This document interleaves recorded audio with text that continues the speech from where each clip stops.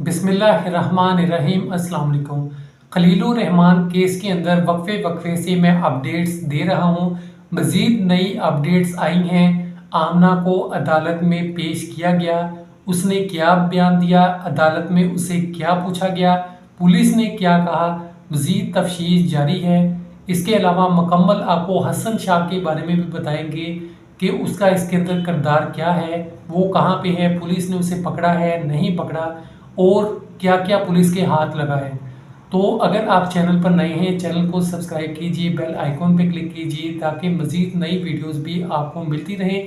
तो आमना को अदालत के अंदर पेश किया गया। जब आमना को अदालत में पेश किया गया तो पुलिस ने कहा ये अंसदार दहशतगर्दी का केस है, इसलिए इसको वहां पे भेजा जाए, वहां पे मुकदमा लड़ा जाए। अदालत में आमना को पेश किया गया। जज साहब ने पूछा कि आप क्या करती हैं। आमना ने कहा मैं प्रॉपर्टी का काम करती थी, फिर मॉडलिंग करती हूँ।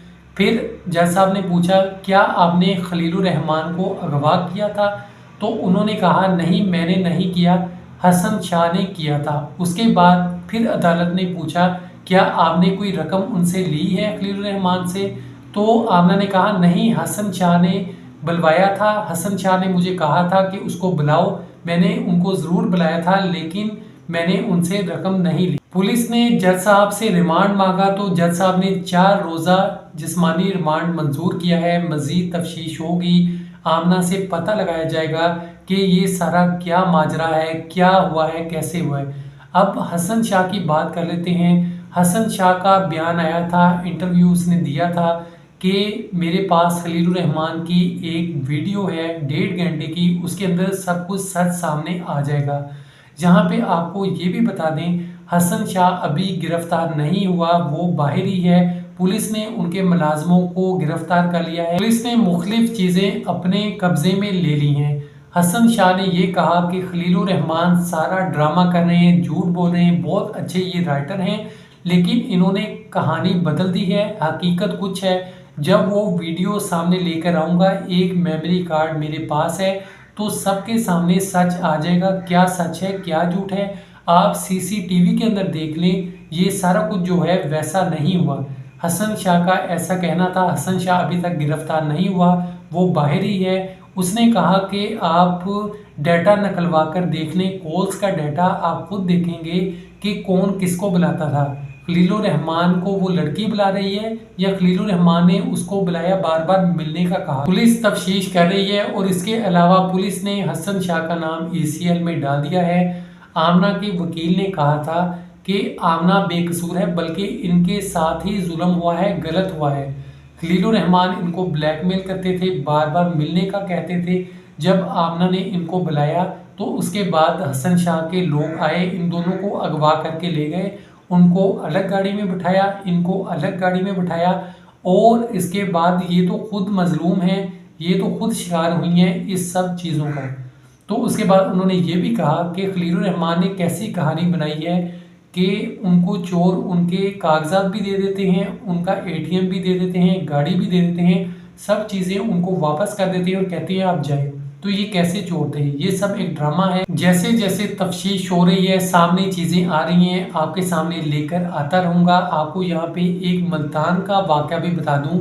मुल्तान के अंदर एक डॉक्टर फैसल साहब हैं, उनके साथ भी एक वाक़या हुआ है। उन्होंने एक FIR दर्ज करवाई है जिसके अंदर मुकम्मल बताया है कि मैं एक मार्केट के अंदर जाता हूँ, वहाँ पे अंबर नामी एक औरत आती है, उसके साथ 3 लोग और होते हैं, मैं उनको लिफ्ट देता हूँ और उसके बाद वो 3 जो लोग होते हैं वो मुझे एक मशरूब देते हैं, बोतल देते हैं पीने के लिए कि पिए, तो मैं पीता हूँ, बेहोश हो जाता हूँ।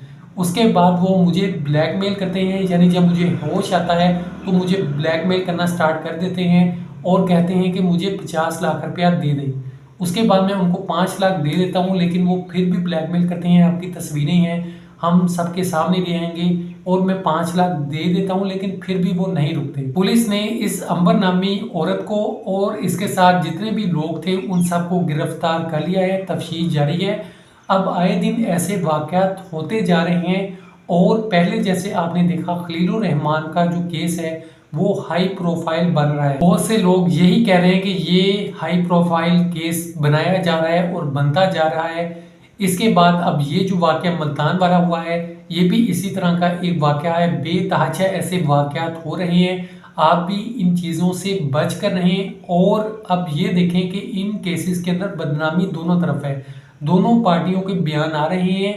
जो मुलजिमा है वो अपनी तरफ से बयान दे रही है, कह रही है कि मैंने कुछ नहीं किया, और खलीलुर रहमान कह रहे हैं कि मैंने कुछ नहीं किया, मेरे साथ जुल्म हुआ है। इसी तरह आमना भी यही कह रही है कि मेरे साथ जुल्म हुआ है, और हसन शाह ये कह रहा है कि मैंने कुछ नहीं किया। अब यहाँ पे तीनों लोग हैं जो कह रहे हैं कि हम मजलूम हैं, हमारे साथ गलत हुआ है, हमारे साथ अगले शख्स ने धोखा किया है, फ्रॉड किया है। अब ये तीन जो चीज़ें हैं वो सामने आ रही हैं, तीनों तरफ से बयानबाजी जारी है।